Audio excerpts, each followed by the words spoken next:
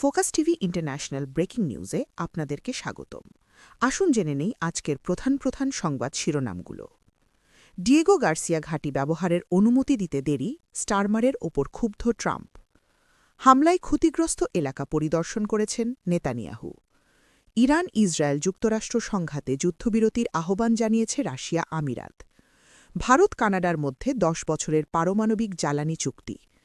ইরানে স্থলবাহিনী মোতায়েনের সম্ভাবনা নাকচ করেননি মার্কিন প্রতিরক্ষামন্ত্রী। খামেনির পর এবার মারা গেলেন তার স্ত্রী মানসুরেহ। হিজবুল্লাহর সামরিক কার্যক্রম নিষিদ্ধ করল লেবানন সরকার। ইরানের কোনো পারমাণবিক স্থাপনা ক্ষতিগ্রস্ত হয়নি IAEA প্রধান।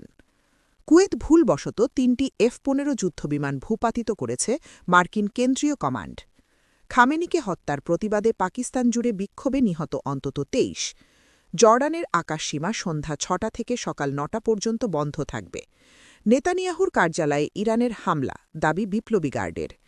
হিজবুল্লাহ প্রধান নাইম কাসেম এখন নির্মূলের লক্ষ্যবস্তু ইসরায়েলের প্রতিরক্ষামন্ত্রী। ইসরায়েল যুক্তরাষ্ট্র নাতাঞ্জ পারমাণবিক স্থাপনায় হামলা চালিয়েছে ইরান। এই ছিল আজকের প্রধান আন্তর্জাতিক সংবাদ শিরোনাম। আমাদের পরবর্তী সংবাদ দেখার জন্য ফোকাস টিভির সাথে থাকুন। ধন্যবাদ।